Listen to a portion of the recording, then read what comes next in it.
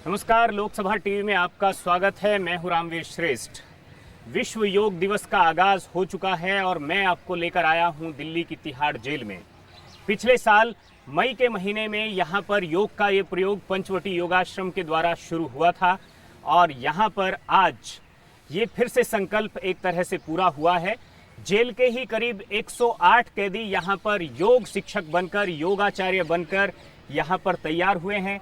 जो लोग जेल से जा चुके हैं वो यहाँ पर एक तरह से बाहर जाकर योग की ट्रेनिंग दे रहे हैं लोगों को, और जो जेल के अंदर हैं वो अभी भी अपने सहयोगियों को उनका मन, तन और बुद्धि को स्वस्थ रखने के लिए रोजाना सुबह को योग अभ्यास करा रहे हैं।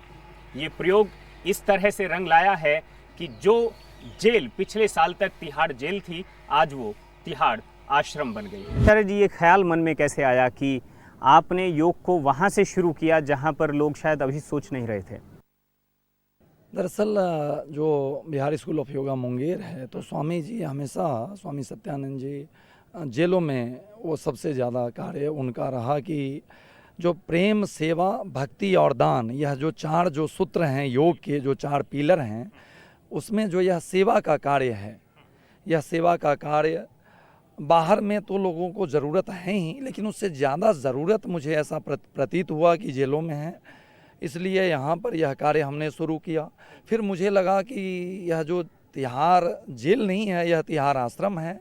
यहाँ पर इतने ऊर्जावान लोग हैं और इनकी ऊर्जा शक्ति को सही दिशा में केंद्रित कर यदि लगाया जाए तो इससे समाज को बहुत बड़ा लाभ होगा।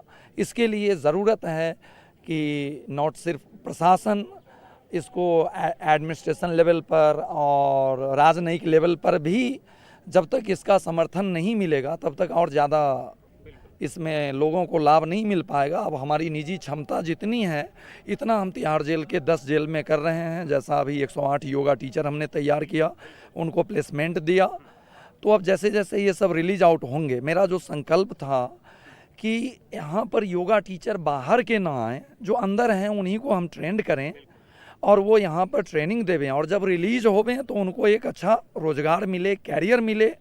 क्योंकि समाज में लोगों को एक डर है कि तिहाड़ जेल का यह निकला हुआ कैदी है, उसके साथ लोग उठना बैठना नहीं पसंद करते हैं, लेकिन हम इस चुनौती को स्वीकार नहीं। यानी जो रूपांतरण है ये हो रहा है और इस चुनौती को स्वीकार किया गया है। दरअसल कहा जाता है कि ज्ञान का अभाव ही अज्ञान है और अज्ञान का परिणाम अपराध, और इस अपराध न हो इसलिए हमने भगवान से प्रार्थना की, अस्तो माँ सद्गमय, तमसो माँ ज्योतिर्गमय, मृत्योर्मा अमृतंगमय।